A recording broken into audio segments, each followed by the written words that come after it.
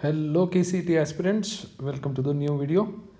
ಈಗ ತಾನೇ seat allotment activities ಅಂತ ಒಂದು ನೋಟಿಫಿಕೇಷನ್ ರಿಲೀಸ್ ಮಾಡಿದ್ದಾರೆ KE ಅವರು. ನೋಡೋಣ ಏನಿದೆ ಅಂತ. ಡೇಟು 24 ಸರಿ ಇದೆ, ಈ ದಿನದ್ದೇ. ಮೊದಲನೇ ಸುತ್ತಿನ ಸೀಟು ಹಂಚಿಕೆ ಚಟುವಟಿಕೆಗಳ ವಿವರ, first round seat allotment activities. Usually ಈ ಥರದ್ದು ಯಾವತ್ತೂ ರಿಲೀಸ್ ಮಾಡ್ತಿರಲಿಲ್ಲ. ಯೂಶಲಿ ಕರೆಕ್ಟಾಗಿ ಡೇಟ್ ಕೊಟ್ಟು ಡೀಟೇಲಾಗಿ ಕೊಡ್ತಿದ್ರು.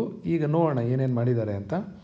ಆಪ್ಷನ್ ಎಂಟ್ರಿ, ಇವ್ರು ಹೇಳ್ತಾರೆ option entry commenced on the evening of 23rd. Commence ಆಗೋಕ್ಕೆ ನೀವು ಮಾಡಿ ಅಂತ ಇವರೇನು ಹೇಳಿರಲಿಲ್ಲ, ಆದರೂ ಕೊಟ್ಟಿದ್ದಾರೆ, ಲಿಂಕ್ ರಿಲೀಸ್ ಮಾಡಿದರು. ನೆಕ್ಸ್ಟ್ ಏನು ಹೇಳ್ತಾರೆ, 7 days of time will be given to enter the options in the order of preference. ನಿಮಗೆ 1 ವಾರ ಟೈಮ್ ಕೊಡ್ತಾರೆ. ಅವ್ರ ಪ್ರಕಾರ 23ನೇ ತಾರೀಕಿಂದ 30th ಅಂದ್ಕೊಳ್ಳಿ. ನನ್ನ ಪ್ರಕಾರ 100% ಇದು ಪೋಸ್ಟ್ಪೋನ್ ಆಗುತ್ತೆ. 30ನೇ ತಾರೀಕಿಗೆ ಎಂಡ್ ಆಗಲ್ಲ, ಇನ್ನೂ ಮುಂದೆ ಹೋಗ್ತಾನೇ ಇರುತ್ತೆ ಇದು. ಬಟ್ ನೀವು ರೆಡಿ ಮಾಡ್ಕೊಳ್ಳಿ. ಬಟ್ ತುಂಬ ಹರಿಬರಿಯಲ್ಲಿ ಏನೂ ಮಾಡೋಕ್ಕೆ ಹೋಗಬೇಡಿ, ಟೈಮ್ ಇದೆ. ಯೋಚನೆ ಮಾಡಿ ನಿರ್ಧಾರ ತಗೊಂಡು ನಿಧಾನವಾಗಿ ಎಂಟ್ರಿ ಮಾಡಿ, ಅರ್ಜೆಂಟ್ ಏನೂ ಇಲ್ಲ. 7 days ಅಂತ ಇವ್ರು ಹೇಳ್ತಿದ್ದಾರೆ. ಇಲ್ಲಿ ಡೇಟು ಟೈಮು ಏನು ಹೇಳಿಲ್ಲ. ಇಂಥ ದಿನ ಇಷ್ಟೊತ್ತಿಗೆ ಆಪ್ಷನ್ ಎಂಟ್ರಿ ಕ್ಲೋಸ್ ಆಗುತ್ತೆ ಅಂತ ಏನೂ ಹೇಳಿಲ್ಲ. ಸೊ ನನ್ನ ಪ್ರಕಾರ ಇನ್ನೊಂದು ನೋಟಿಫಿಕೇಷನ್ನು ಬರುತ್ತೆ. ನೆಕ್ಸ್ಟು ಇದು ಪೋಸ್ಟ್ಪೋನು ಆಗುತ್ತೆ. ಈ 7 days ಅಲ್ಲ, ನಿಮ್ಗೆ ಇನ್ನೂ 10 ದಿನಕ್ಕಿಂತ ಜಾಸ್ತಿ ಕೊಡ್ತಾರೆ. 23/7 ಸಾಯಂಕಾಲದಿಂದ ಆಪ್ಷನ್ ಎಂಟ್ರಿ ಪೋರ್ಟಲ್ ತೆರೆಯಲಾಗಿದೆ. ಅಭ್ಯರ್ಥಿಗಳು ಇದು ಆಪ್ಷನ್ ಎಂಟ್ರಿ ಮಾಡ್ಬೋದು. 7 ದಿನ ಕೊಡ್ತೀವಿ ಅಂತ ಹೇಳಿದ್ದಾರೆ. 7 ದಿನದಿಂದ ನೀವು 23+7 30 ಅಂದ್ಕೋಬೋದು. ಟೈಮು ಏನು ಬೇಕಾದರೂ ಅಂದ್ಕೋಬೋದು. ಬಟ್ KE ಅವರು ಕರೆಕ್ಟಾಗಿ ಇಂಥ ದಿನ ಇಷ್ಟೊತ್ತಿಗೆ AM or PM ಇಷ್ಟೊತ್ತಿಗೆ ಎಂಡ್ ಆಗುತ್ತೆ ಅಂತ ಹೇಳಬೇಕಾಗಿತ್ತು. ಸೊ ಆ ಥರದ್ದು ಕ್ಲಿಯರಾಗಿ ಇನ್ಸ್ಟ್ರಕ್ಷನ್ ಕೊಟ್ಟಿಲ್ಲ. ಸೊ ಇನ್ನೂ ಒಂದು ನೋಟಿಫಿಕೇಷನ್ ಬಂದೇ ಬರುತ್ತೆ. ಒಂದಲ್ಲ, ಇನ್ನೂ 2-3 ನೋಟಿಫಿಕೇಷನ್ ಬರುತ್ತೆ. ಸೊ ಆಪ್ಷನ್ ಎಂಟ್ರಿ ಆದಮೇಲೆ mark results and further. Mark seat allotment results would be published after 3 days from the last date fixed to enter the options. So last date ಇರುತ್ತೆ. For example 37. So 37 ಆದಮೇಲೆ next 3 ದಿನ ಆದಮೇಲೆ mark seat allotment results ಬರುತ್ತೆ. ಇದು mark, real seat allotment ಅಲ್ಲ. So ನಿಮಗೆ seat ಸಿಕ್ಕರೂ ಮಾರ್ಕಲ್ಲಿ celebrate ಮಾಡಬೇಡಿ, ಸಿಗಲಿಲ್ಲ ಅಂದರೂ ದುಃಖ ಪಡಬೇಡಿ. ಅದೊಂದು ಇಂಡಿಕೇಟಿವ್ ಪ್ರೋಸೆಸ್ ಅಷ್ಟೇ.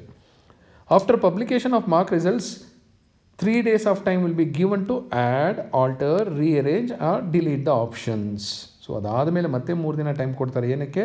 ಮತ್ತೆ ನೀವು ಆ್ಯಡ್ ಮಾಡ್ಕೋಬೋದು ಒಂದಷ್ಟು ಕಾಲೇಜಸ್ಸು, ಕೋರ್ಸಸ್ಸು, ಆಲ್ಟ್ರ್ ಮಾಡ್ಕೋಬೋದು, ರೀಅರೇಂಜ್ ಮಾಡ್ಕೋಬೋದು, ಡಿಲೀಟು ಮಾಡ್ಕೋಬಹುದು ಅಂತ ಹೇಳ್ತಾ ಇದ್ದಾರೆ.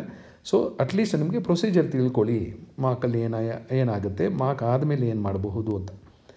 ಆಮೇಲೆ ರಿಯಲ್ ರಿಸಲ್ಟ್ಸ್. ಈಗ real results after 3 days of the above activity, ಮೇಲಿನ ಆ್ಯಕ್ಟಿವಿಟಿ ಆದಮೇಲೆ 3 ದಿನ ಆದಮೇಲೆ first round seat allotment results would be published. ಇದು ಟೈಮ್ ಟೇಬಲ್ ಅಲ್ಲ, ಇದು ಸುಮ್ಮನೆ ನಿಮಗೊಂದು ಇಂಡಿಕೇಟಿವ್ ಪ್ರೊಸೆಸ್ ಅಂತ. ಯಾಕೆಂದರೆ ಇದಾದಮೇಲೆ 3 ದಿನ, ಅದಾದಮೇಲೆ 3 ದಿನ ಆದರೆ ಕರೆಕ್ಟಾಗಿ ಡೇಟು ಟೈಮು ಹೇಳಲೇಬೇಕಾಗತ್ತೆ ಇವರು. ಸೊ ಇನ್ನೊಂದು ನೋಟಿಫಿಕೇಷನ್ ಬರುತ್ತೆ. ಸೊ ತುಂಬ ಸೀರಿಯಸ್ ಆಗಿ ಏನು ತೊಗೋಬೇಡಿ. ಸೊ ನಿಮ್ಮ ಪ್ರೋಸೆಸ್ ನೀವು ಮಾಡ್ಕೊಂಡು ಹೋಗಿ. ಸೊ 3 ದಿನ ಆದಮೇಲೆ ನಿಮಗೆ ಮೊದಲನೇ ದಿನ ಸೀಟು ಹಂಚಿಕೆ ಫಲಿತಾಂಶವನ್ನು ಪ್ರಕಟಿಸಲಾಗುತ್ತದೆ. ಅದಾದಮೇಲಿಂದ ಇನ್ನೇನು ನೋಟಿಫಿಕೇಷನ್ ಇಲ್ಲ. ಸೊ ನೀವು ಈಗ ಆಪ್ಷನ್ ಎಂಟ್ರಿ ಮಾಡಬಹುದು. ಅರ್ಜೆಂಟಾಗೂ ಏನಿಲ್ಲ, ಇನ್ನೂ 1 ವಾರ ಇದೆ. ಸೊ ಮಾರ್ಕ್ ಅಂದರೆ ಏನು, ಚಾಯ್ಸಸ್ ಅಂದರೆ ಏನು, ಫಸ್ಟ್ ರೌಂಡ್ ಆದಮೇಲೆ ಏನು ಮಾಡೋಕ್ಕಾಗುತ್ತೆ, ಏನು ಮಾಡೋಕ್ಕಾಗೋದಿಲ್ಲ ಅನ್ನೋದನ್ನ ಸ್ವಲ್ಪ ಕ್ಲಾರಿಟಿ ಇಟ್ಕೊಳ್ಳಿ. ಬ್ಲೈಂಡಾಗಿ ಮುನ್ನುಗ್ಗೋಕ್ಕೆ ಹೋಗಬೇಡಿ. ಫಸ್ಟು ನಿಮ್ಮ ದಾರಿ ನೀಟಾಗಿ ಕ್ಲಿಯರ್ ಮಾಡ್ಕೊಳ್ಳಿ, ತಿಳ್ಕೊಳ್ಳಿ, ಆಮೇಲೆ ಸ್ಟಾರ್ಟ್ ಮಾಡಿ. ನೆಕ್ಸ್ಟ್ ಇನ್ನೊಂದು ನೋಟಿಫಿಕೇಷನ್ನ ರಿಲೀಸ್ ಮಾಡಿದ್ದಾರೆ. ಸಡನ್ನಾಗಿ ಎಲ್ಲ ನೋಟಿಫಿಕೇಷನ್ಸು ಕೊಡ್ತಾ ಇದ್ದಾರೆ.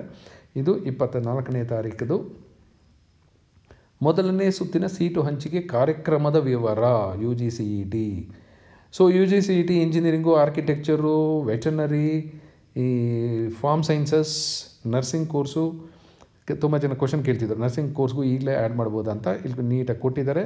ಸೀಟ್ ಮ್ಯಾಟ್ರಿಕ್ಸನ್ನು ಪ್ರಾಧಿಕಾರದ ವೆಬ್ಸೈಟ್ನಲ್ಲಿ ಪ್ರಕಟಿಸಲಾಗಿದೆ. ಸೊ ಇದರದ್ದೆಲ್ಲ ಸೀಟ್ ಮ್ಯಾಟ್ರಿಕ್ಸ್ ಕೊಟ್ಟಿದ್ದಾರೆ. ಸೊ ನಿಮ್ಗೆ ಯಾವ ಕಾಲೇಜು, ಯಾವ ಕೋರ್ಸು, ಏನು ಇಂಟ್ರೆಸ್ಟ್ ಇದೆ ಆ ಸೀಟ್ ಮ್ಯಾಟ್ರಿಕ್ಸ್ ನಿಮ್ಮ ಕ್ಯಾಟಗರಿಯಲ್ಲಿ ಅಲ್ಲಿ ಸೀಟ್ ಇದೆಯಾ ಇಲ್ವಾ ಅನ್ನೋದು ಚೆಕ್ ಮಾಡ್ಕೊಳ್ಳಿ. ಇಂಜಿನಿಯರಿಂಗ್ ಹಾಗೂ ಇತರೆ ಕೋರ್ಸುಗಳಿಗೆ ಆಪ್ಷನ್ಸನ್ನು ದಾಖಲಿಸಲು 23/7/2024 ಸಾಯಂಕಾಲದಿಂದ ಪ್ರಕ್ರಿಯೆ ಪ್ರಾರಂಭಿಸಲಾಗಿದೆ. ಪ್ರಕಟಿಸಲಾದ ಸೀಟ್ ಮ್ಯಾಟ್ರಿಕ್ಸನ್ನು ಪರಿಶೀಲಿಸಿ. ಸೀಟ್ ಮ್ಯಾಟ್ರಿಕ್ಸ್ ಚೆಕ್ ಮಾಡ್ಕೊಳ್ಳಿ. ಆಪ್ಷನ್ ಎಂಟ್ರಿನ ನಿಮ್ಮ ಪ್ರಯಾರಿಟಿ ಆರ್ಡರ್ ಪ್ರಕಾರನೇ ಎಂಟ್ರಿ ಮಾಡಿ ಅಂತಾರೆ. ಪ್ರಯಾರಿಟಿ ಆಪ್ಷನ್ಗಳನ್ನು ದಾಖಲಿಸುವ ಬಗ್ಗೆ ಸೀಟು ಹಂಚಿಕೆಯ ವಿವಿಧ ಹಂತಗಳ ಕುರಿತು ವಿವರದ ಮಾಹಿತಿಗೆ UGCET 2024 ಮಾಹಿತಿ ಪುಸ್ತಕದಲ್ಲಿ ನೀಡಿರುವ ಸೂಚನೆಗಳನ್ನು ಓದಿಕೊಳ್ಳಬಹುದಾಗಿದೆ. ಇನ್ಫಾರ್ಮೇಷನ್ ಬುಲೆಟಿನ್ನ ನೀಟಾಗಿ ಓದ್ಕೊಳ್ಳಿ ಅಂತ ಅವ್ರು ಹೇಳಿದ್ದಾರೆ, ನೀವು ಓದ್ಕೊಳ್ಳಿ. ಇನ್ನು ಆನ್ಲೈನ್ ವೆರಿಫಿಕೇಷನ್ ಬಗ್ಗೆ ನಾನೇನು ಹೇಳೋಲ್ಲ. ವೆರಿಫಿಕೇಷನ್ ಸ್ಲಿಪ್ಪು ನೀವು ಡೌನ್ಲೋಡ್ ಮಾಡ್ಕೊಂಡಿರ್ತೀರ. ನೆಕ್ಸ್ಟು ಮೋಸ್ಟ್ ಇಂಪಾರ್ಟೆಂಟು, ಎಲ್ಲ ನೀಟ್ ಕ್ಯಾಂಡಿಡೇಟ್ಸು ತುಂಬ ಆತುರದಿಂದ ಕಾಯ್ತಾ ಇರೋವಂಥದ್ದು ವೈದ್ಯಕೀಯ ಕೋರ್ಸ್ಗಳ ಬಗ್ಗೆ. NMC ಡೆಲ್ಲಿ ಕಾಲಕಾಲಕ್ಕೆ ಹೊರಡಿಸುವ ಸೂಚನೆಗಳು ಅಧಿಸೂಚನೆಗಳ ಅನ್ವಯ ಡೆಂಟಲ್ಲು ಮತ್ತು ಮೆಡಿಕಲ್ ಕೋರ್ಸ್ಗಳಿಗೆ ಪ್ರವೇಶ ಪ್ರಕ್ರಿಯೆಯನ್ನು ನಡೆಸಲಾಗುತ್ತದೆ. ಸೊ MCC ಅವರು ಏನು ಹೇಳ್ತಾರೆ, NMC ಅವ್ರು ಏನು ಹೇಳ್ತಾರೆ ಅದನ್ನು ಫಾಲೋ ಮಾಡ್ತೀವಿ ಅಂತ ಹೇಳ್ತಾರೆ. ಇಷ್ಟು ದಿನವೇ ಕಾದಿದ್ರು, ನನ್ನ ಪ್ರಕಾರ ಇನ್ನೊಂದು 4-5 ದಿನ ಕಾದಿದ್ರೆ ಆಗ್ತಿತ್ತು. ಏಕೆಂದರೆ ರಿಸಲ್ಟ್ಸ್ ಮತ್ತೆ ಇನ್ನೊಂದು ಸರಿ NT ಅವರು ರಿಲೀಸ್ ಮಾಡ್ತಾರೆ. ಅದಾದಮೇಲೆ MCC ಅವರು ಇದೇ ಥರ ಶೆಡ್ಯೂಲ್ ರಿಲೀಸ್ ಮಾಡ್ತಿದ್ರು, ಅದ್ರ ಜೊತೆಯಲ್ಲೇ ಮಾಡ್ತಾರೆ.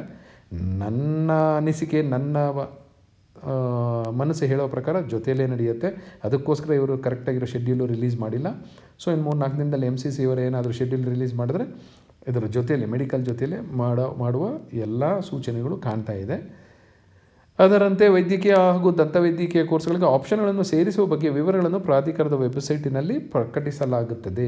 ಸೊ ಆಪ್ಷನ್ ಎಂಟ್ರಿ ಫಾರ್ ಮೆಡಿಕಲ್ಲೂ ಇವ್ರು ಹೇಳ್ತಾ ಇರೋದು ರಾಷ್ಟ್ರೀಯ ವೈದ್ಯಕೀಯ ಮಂಡಳಿ ಮೆಡಿಕಲ್ ಕೌನ್ಸಿಲಿಂಗ್ ಕಮಿಟಿ ಅಂತಿದೆ. ಇದು ಶೆಡ್ಯೂಲ್ ರಿಲೀಸ್ ಮಾಡೋದು NMC ಎಲ್ಲ, MCC ರಿಲೀಸ್ ಮಾಡುತ್ತೆ.